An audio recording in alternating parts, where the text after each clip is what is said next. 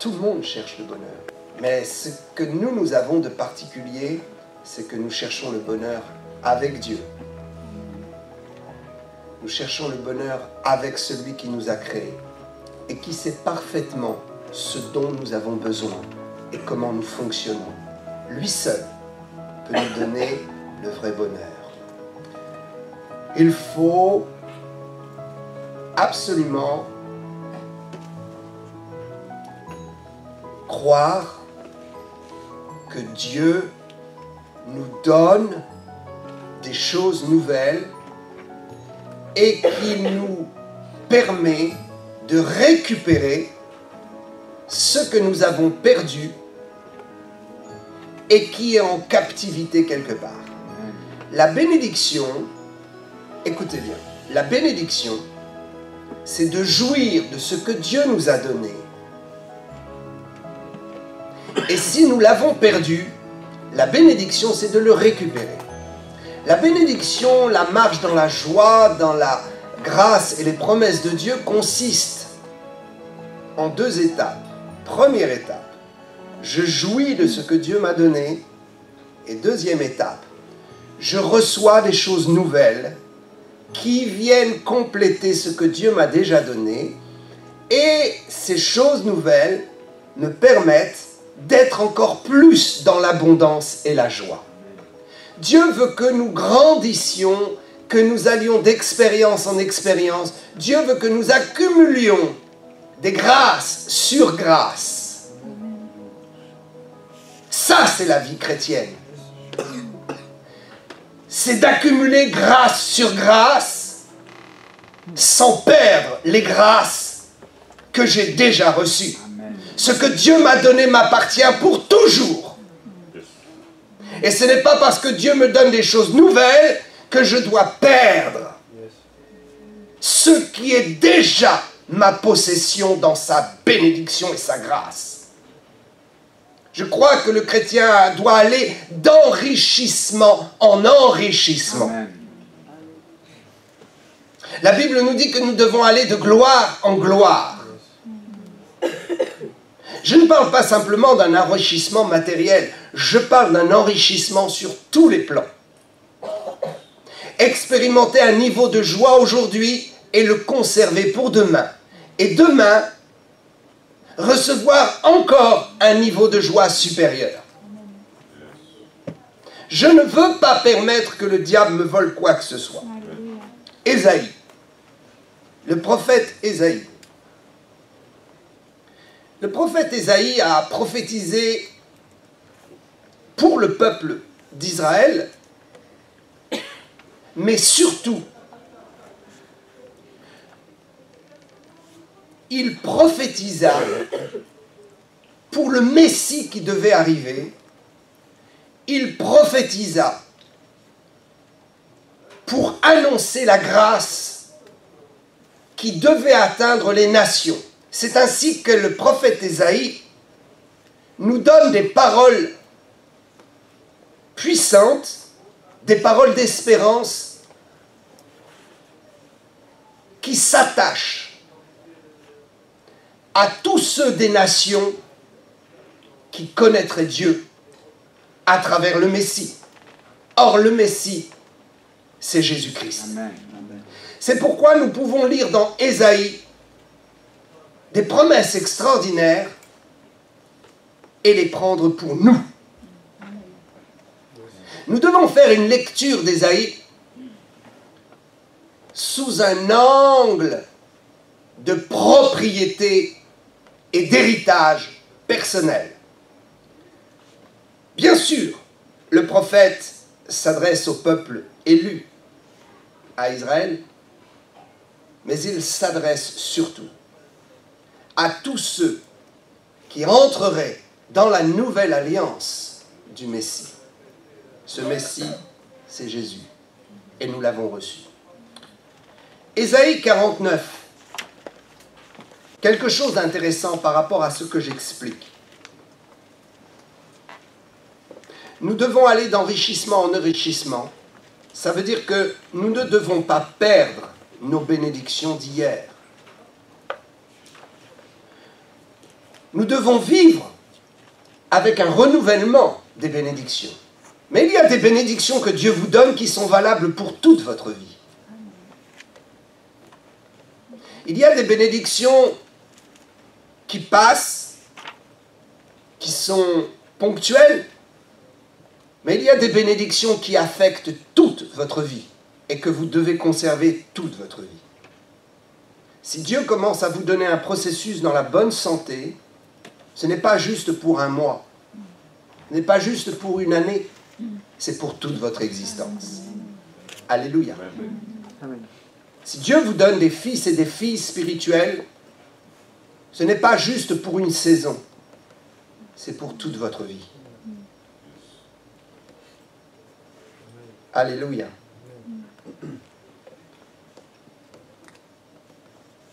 Voyez où je veux en venir. Ésaïe 49, 23. Voici la promesse. Des rois seront tes nourriciers et leurs princesses tes nourrices. Alléluia. Ils se prosterneront devant toi, la face contre terre. Oh, alléluia.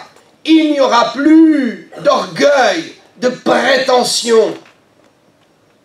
Dieu va leur faire plier les genoux et Dieu va leur faire baisser les regards. Il n'y aura plus de regard hautain. Il n'y aura plus de regard de condamnation. Il y aura des regards qui se baisseront devant nous et qui seront dans l'obligation de reconnaître que Dieu nous a élevés et nous a bénis. Alléluia. Le monde doit nous bénir. Le monde doit nous bénir. Nous devons tirer une bénédiction du monde. Nous devons arracher de ce monde des bénédictions qui sont les nôtres. La Bible affirme que des rois seront nos nourriciers et leurs princesses nos nourrices. Ils se prosterneront. Cette prophétie s'adresse d'abord à Israël pour le jour du millénium, essentiellement. Mais cette prophétie s'adresse à tous ceux qui ont reçu Jésus-Christ comme leur sauveur, à tous ceux qui ont reçu le prince de la vie. Et cette prophétie n'attendra pas un temps fixé. Elle démarre au moment où nous avons reçu Christ. Amen. Car si Israël attend son Messie, nous ne nous l'attendons plus, nous l'avons reçu. Amen. Or, l'accomplissement de la promesse est un temps fixé par le règne du Messie. Or, si Jésus règne dans votre vie et a commencé à régner, ces bénédictions s'imposent à vous et à moi. Ok, si nous attendons des faveurs, quand quelqu'un sera élu, nous pouvons attendre. Mais si cette personne est élue, ces faveurs sont enclenchées. Regardez les politiciens. Nous votons et nous mettons confiance dans nos politiciens. Nous disons, au moment où ils régneront, alors les choses vont changer, leurs promesses, nous allons les prendre, en bénéficier, quand ils respectent leurs promesses. Mais tant qu'ils ne sont pas élus, pas de grâce. C'est exactement pareil pour Jésus notre roi. Israël attend l'élection de son Messie. Donc ils ne peuvent pas jouir du règne de leur Messie, puisqu'ils ne l'ont pas encore reconnu et accepté. Mais ce qu'ils ne savent pas, c'est que Jésus est venu et que son règne a déjà commencé. Nous avons fait Seigneur dans notre vie un Seigneur qui a déjà commencé son règne. Depuis quand? Depuis l'instant même où sur la croix il dira « Tout est accompli ». Au moment où Jésus fut crucifié, qu'il dira « Tout est accompli », à ce moment précis, Dieu lui donne le pouvoir et le règne. Et tous ceux qui entreront dans son sillage, dans sa vie, qui accepteront son évangile, entreront dans l'exécution de son règne. Or ici, la promesse est pour ceux qui auront accepté Jésus-Christ comme leur sauveur. N'attendez pas le millénium, n'attendez pas de mourir pour être béni. Votre bénédiction commence dès maintenant. Et le monde vous doit quelque chose. Le monde me doit. Il y a quelque chose dans ce monde qui m'appartient. Alléluia.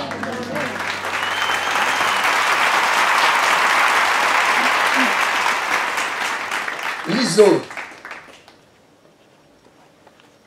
quelque chose de surprenant de l'apôtre. 1 Corinthiens 3, 21.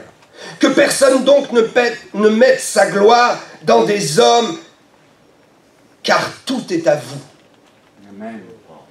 Si un homme vous bénit, ne mettez pas votre gloire dans cet homme. Il n'est qu'un instrument pour vous bénir. Parce que même cet instrument est à vous. Et vous pouvez même ordonner que cet instrument produise la bénédiction pour vous. Ne mettons pas notre gloire dans les hommes, mais sachons que Dieu utilise des hommes et des femmes, et qu'à travers cette utilisation, c'est en Dieu que nous mettons notre gloire. Car si un homme ou une femme vient à ne pas respecter ses engagements, à ne plus être un instrument entre les mains de Dieu, à défaillir, Dieu utilisera quelqu'un d'autre. Dieu a tellement de moyens de nous bénir. Si quelqu'un refuse de vous bénir, Dieu utilisera quelqu'un d'autre pour vous bénir. Ne pensez pas que cela dépende de la volonté des hommes. Cela dépend de la volonté de Dieu, qui le fera de toute façon. Tout est à vous. Tout. Qu'est-ce que cela veut dire? Ça veut dire que le monde et ses richesses sont à nous. Soit Paul, soit Apollos, soit Céphase. Écoutez, les hommes de Dieu, ceux qui vous nourrissent, ceux qui vous apportent la parole, sont une offrande de Dieu dans votre vie. Amen. Vous êtes mon salaire en Christ, mais je suis à vous. Et je vous appartiens. Dans le sens où Dieu fait passer des bénédictions pour vous à travers moi, et cela ne dépend pas de ma piété. Cela dépend de ce que Dieu veut vous bénir et de la façon dont il veut le faire. Alléluia, amen. Ok. Si un homme de Dieu ne vous bénit pas, laissez l'affaire. Laissez tomber l'affaire et trouvez un homme de Dieu qui vous bénira. Nous sommes trop attachés aux gens. Et nous pensons que Dieu nous a conduits vers un pasteur et que c'est pour la vie. Et nous mettons notre gloire dans ce pasteur. Et même s'il ne nous donne plus rien, nous continuons à rester sous un joug. Mais la Bible dit, tous sont à vous. Et vous pouvez puiser, et il faut aller puiser, et puiser encore dans les hommes que Dieu a choisis et dans ceux qui peuvent vous bénir. Il faut cesser d'avoir des états d'âme. Ce qui compte, c'est que vous grandissiez. Ce qui compte, ce n'est pas de faire plaisir aux gens. Ce qui compte, c'est que vous réussissiez votre vie. Amen. Ce qui compte, c'est qu'il faut se détacher des principes humains pour comprendre les principes spirituels. Ils sont à vous. Partout où nous pouvons puiser allons puiser pour grandir et pour être bénis. Un jour, nous nous présenterons devant le Seigneur et nous n'aurons aucun argument. Et si nous n'avons pas eu cette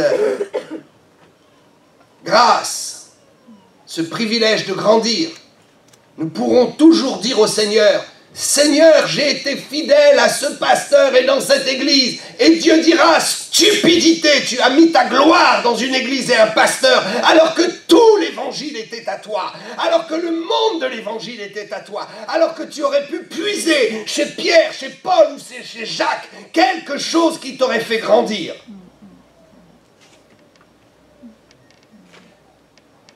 Il faut ouvrir large ses œillères. Et il faut se dire que même si nous sommes fidèles quelque part, nous devons utiliser tous les moyens qui sont à notre disposition pour grandir encore. Tout est à vous.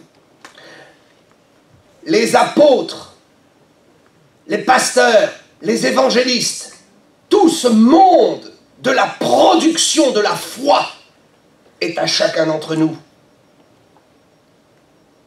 Et si nous ne trouvons pas notre compte quelque part, il faut chercher quelque part où trouver son compte.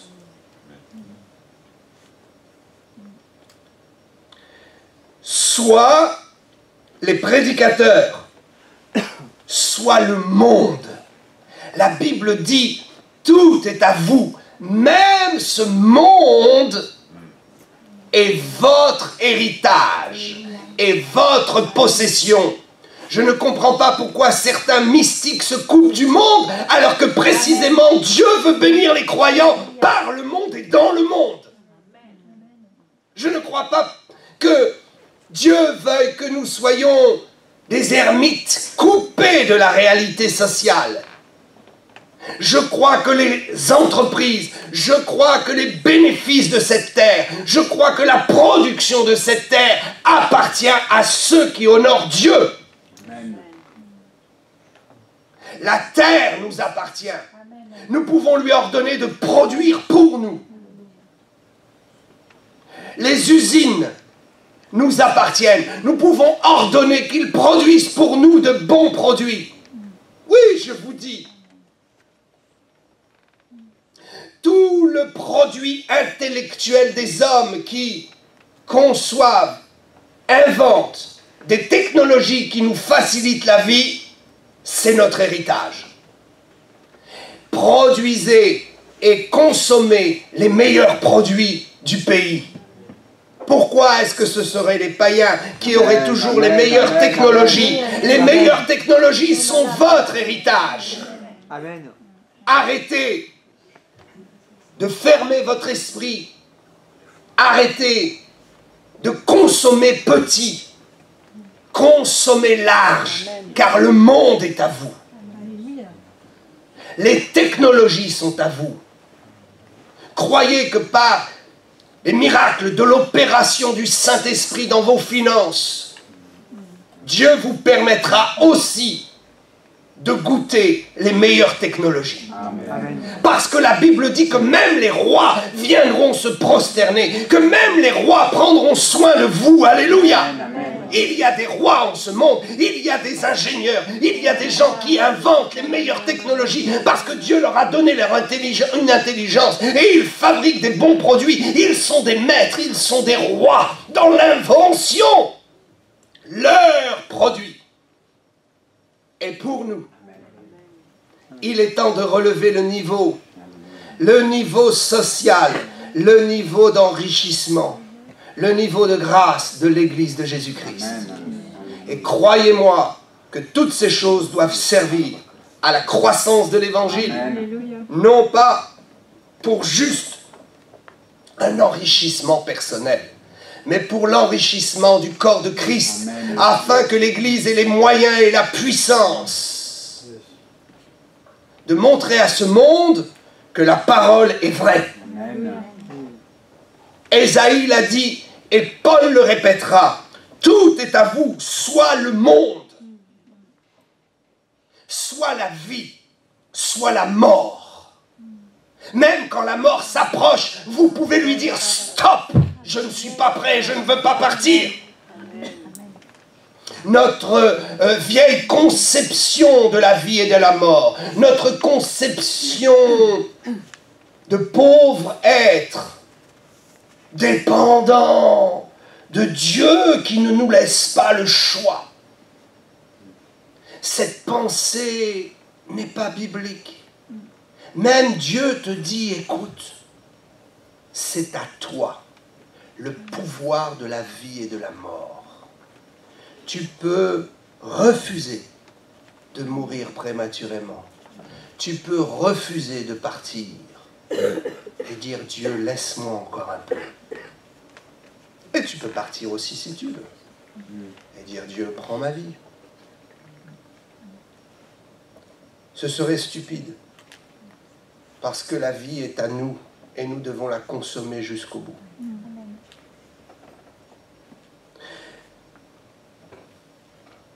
Le monde des prédicateurs nous appartient. Comment est-ce que des prédicateurs se lèvent en chair et osent dire à leur église, n'allez pas écouter un tel ou un tel, alors que Paul dit que le monde des prédicateurs appartient au peuple de Dieu? Pourquoi priver le monde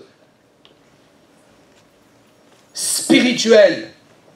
Pourquoi priver le corps de Christ des 5 ministères?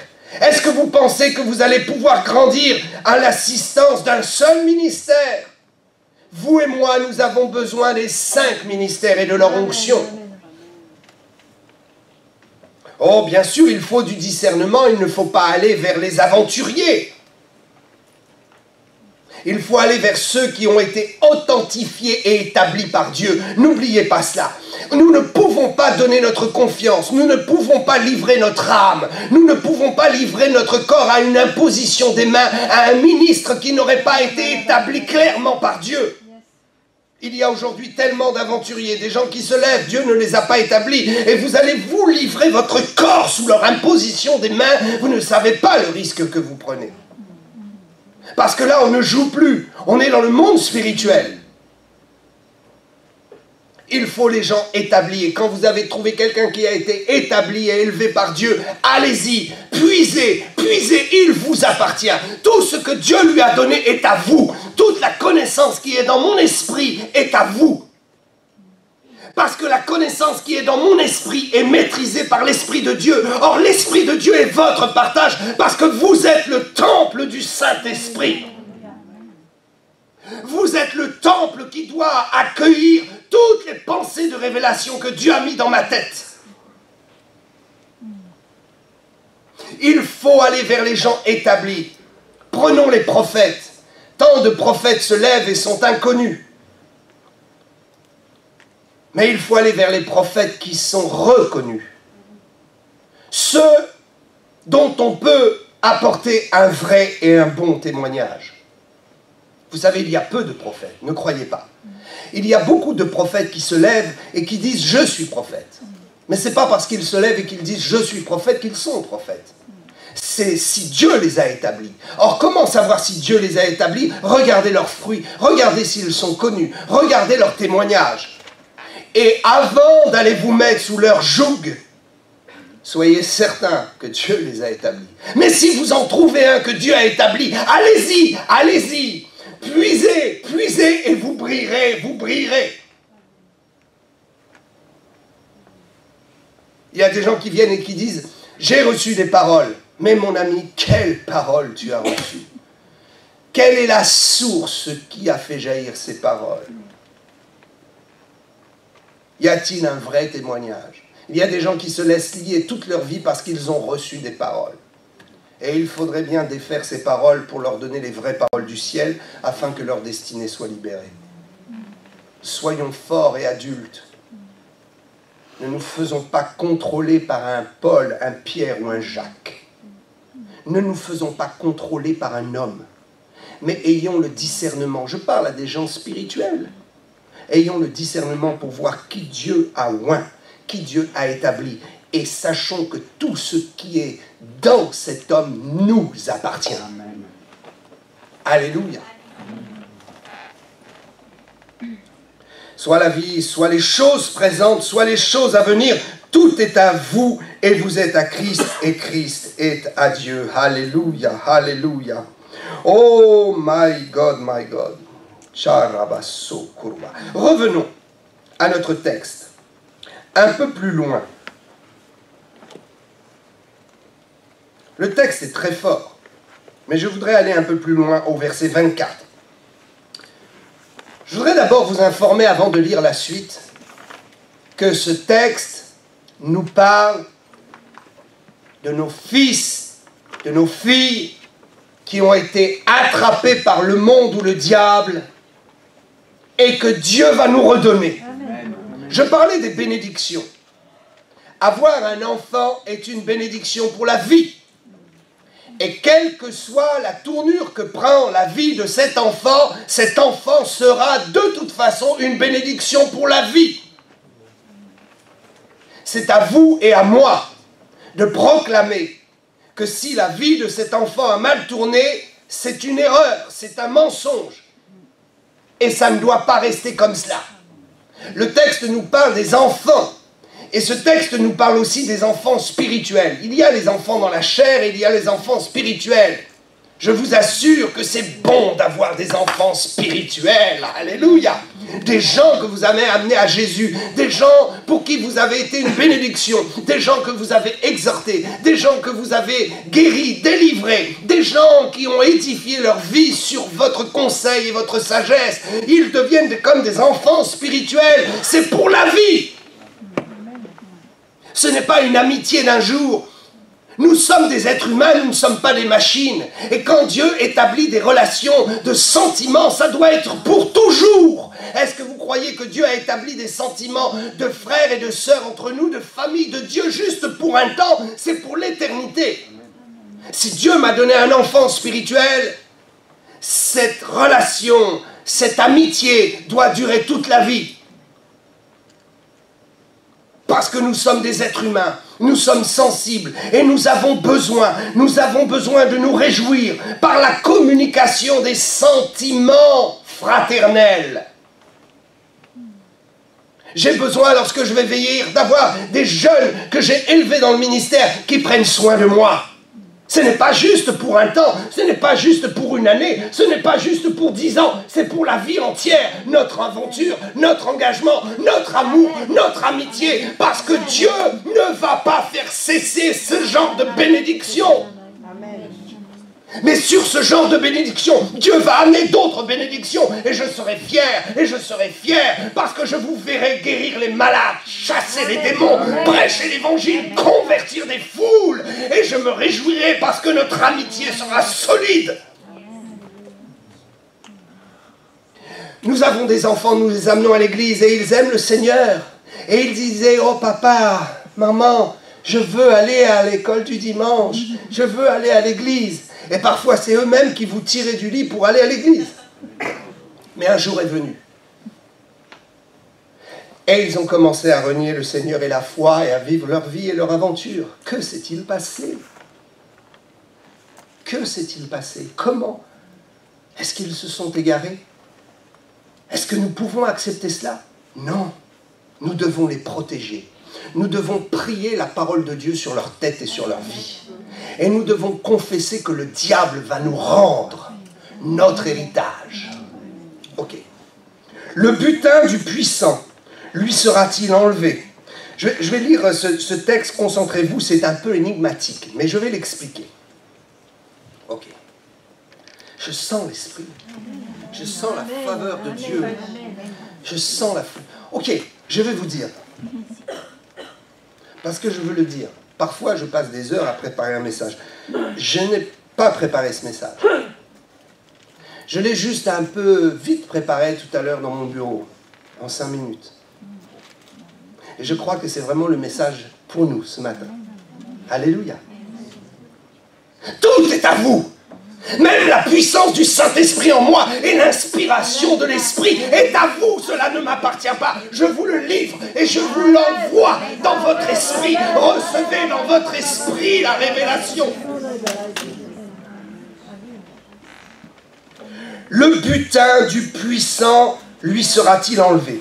Le butin ici, il est parlé d'un butin que Satan s'est emparé qui ne lui appartient pas. Amen. Il s'agit de nos enfants physiques et spirituels. Le contexte du texte nous le montre clairement. Dieu pose la question et il vous pose la question, il me pose la question. Et c'est notre réponse qui fera la différence. Avons-nous la foi ou est-ce que nous avons baissé les bras? Est-ce que nous y croyons ou pas?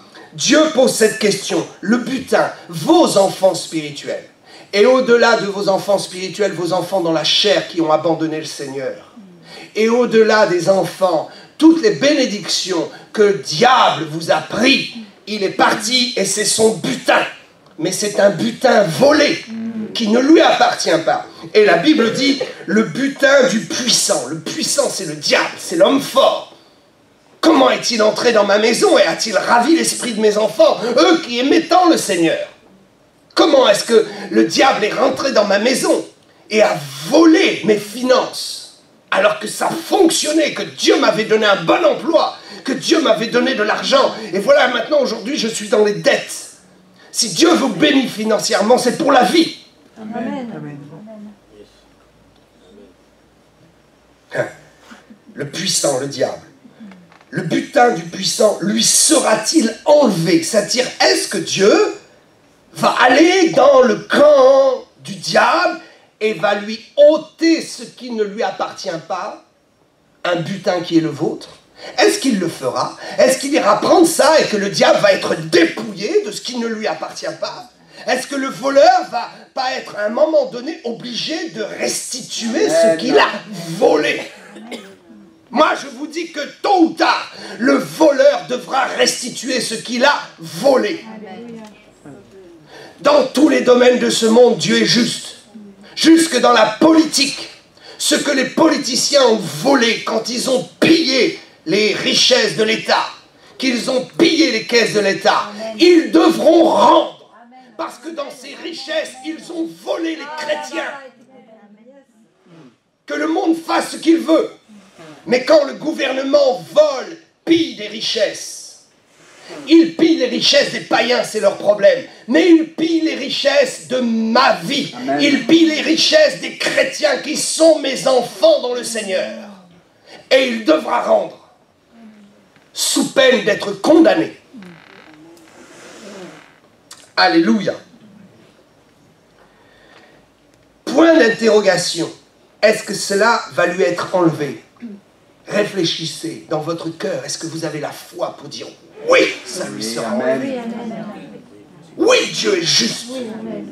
Oui, à un moment donné, par un miracle, mon enfant reviendra prier le Seigneur. Par un miracle, mon enfant spirituel qui m'avait renié reviendra se demander pardon parce que la Bible dit qu'il ramènera le cœur des pères vers les enfants et le cœur des enfants vers les pères. Alléluia! Oui, ça va arriver.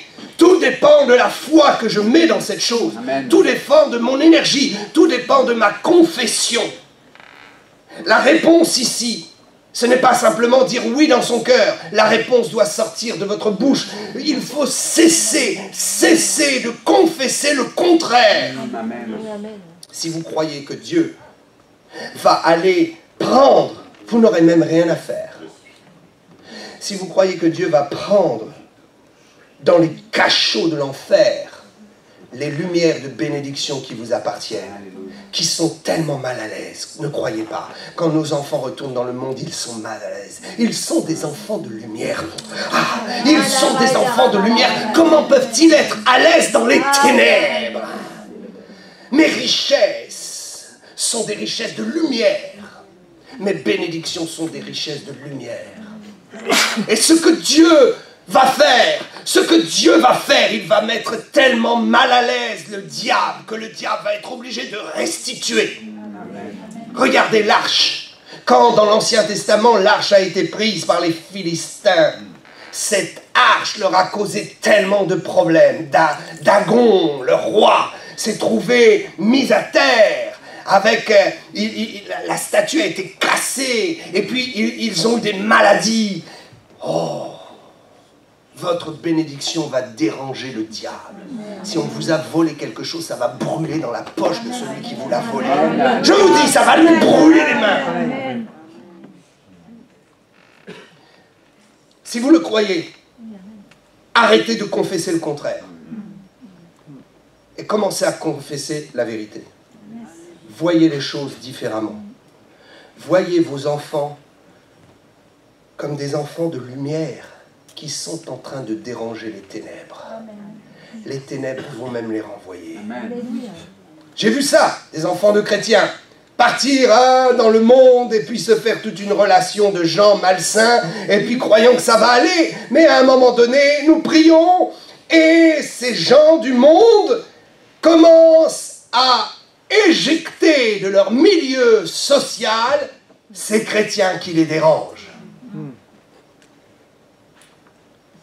J'ai entendu ce témoignage un jour.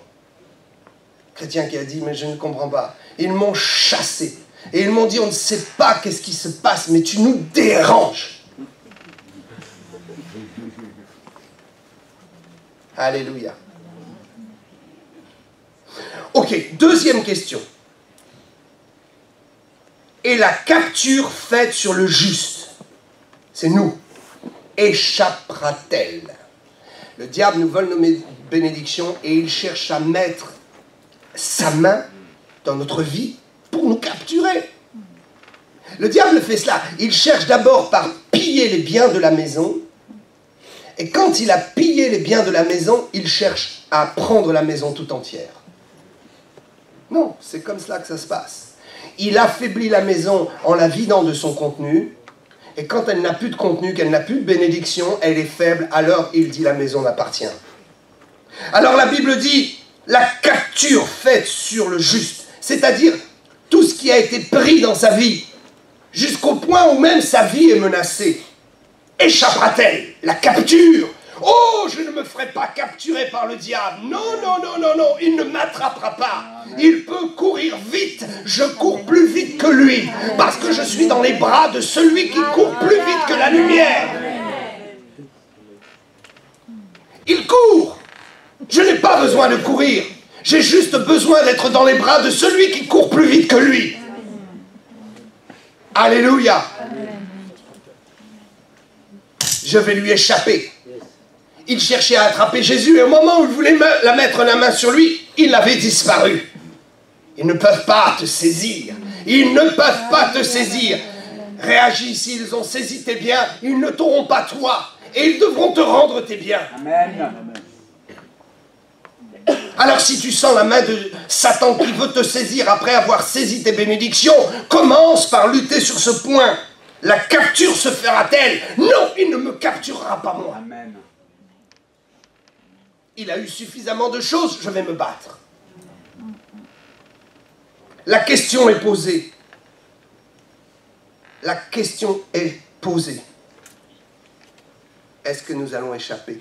Oui, c'est la réponse de Dieu. Amen. Écoute bien. Oui est la réponse de Dieu. Et cette réponse ne peut être efficace que si tu la reçois et si tu l'acceptes.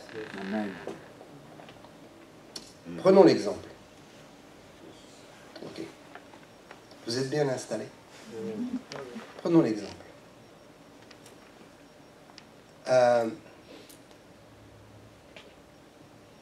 Nous le chantons.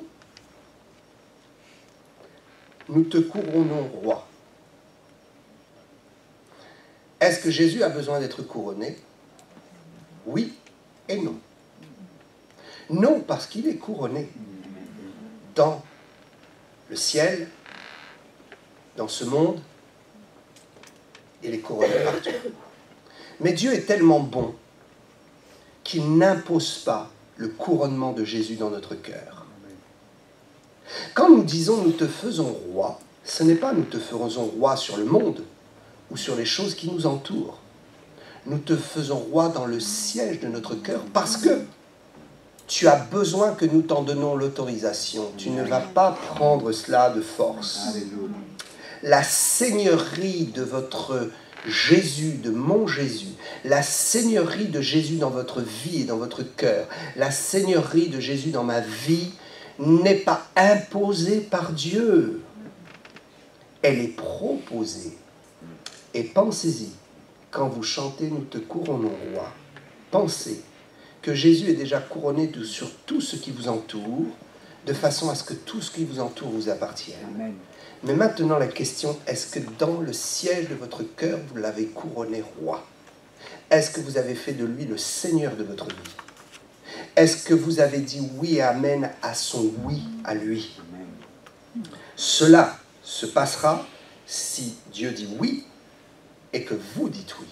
Mais si Dieu dit oui et que vous dites non, cela ne se passera pas. Pourquoi est-ce qu'il y a des chrétiens qui sont bénis et d'autres qui le sont moins? Parce qu'il y a des chrétiens qui ont vraiment couronné Jésus comme Seigneur de leur vie et qui ont dit « Ok, je débarrasse tout. Je chasse tous les intrus. De mon cœur, j'enlève toutes les idoles, tous les faux dieux, tout ce qui prend la place de Dieu, et je nettoie le siège et je dis « Jésus, tu es couronné partout. Et un jour même, je verrai ce couronnement au ciel. Mais dans ma vie terrestre, tu me laisses le choix pendant ce timing terrestre. Alors j'ouvre la porte et je te dis, le siège est là. Je te reconnais roi dans ma vie. Je te couronne roi dans ma vie. Ainsi, tout le oui et amen de ta vie va produire de l'intérieur vers l'extérieur. Alléluia. Ah, Shikaramaso. Oui, dit l'Éternel, la capture du puissant lui sera enlevée, le butin du tyran lui échappera. Je combattrai tes ennemis et je sauverai tes fils. Ne rentrez pas en guerre, Dieu est déjà en guerre. Ne rentrez pas en guerre, Dieu le fait pour vous. Il combattra pour nous. C'est lui qui se lève lorsque nous lui disons « Dieu, nous te laissons faire. Nous acceptons que tu fasses. » Regardez, Jésus est couronné roi dans ce monde. Et pourtant, rien ne va dans ce monde. Est-ce que Jésus ferait mal son gouvernement? Non. Il est gouverné, il gouverne ceux qui le laissent gouverner. Dieu, dans son amour, a mis des limites et des barrières afin que ce monde ne se perde pas et que ce ne soit pas le chaos. Il y a une ligne rouge. Dieu est Seigneur. Et il dit là, aucun roi de la terre n'aura le dernier mot, c'est moi. Mais il y a toute une zone où Dieu dit, ok, mon fils règne, mais il n'exerce pas son règne, il va l'exercer uniquement pour ceux qui le laissent exercer. Nous sommes sur cette terre pour un test. Est-ce que nous laissons tout à Dieu? Est-ce que nous lui abandonnons tout? Est-ce que nous sommes prêts à le laisser régner? Est-ce que nous croyons qu'il va récupérer? Oui, il récupérera nos fils et nos filles. Amen. Il récupérera nos enfants là où ils se sont perdus. Il ira les chercher lui-même. Alléluia. Oh, que Dieu soit loué. My God. Je voudrais partager quelque chose, mais l'Esprit vient de me dire stop.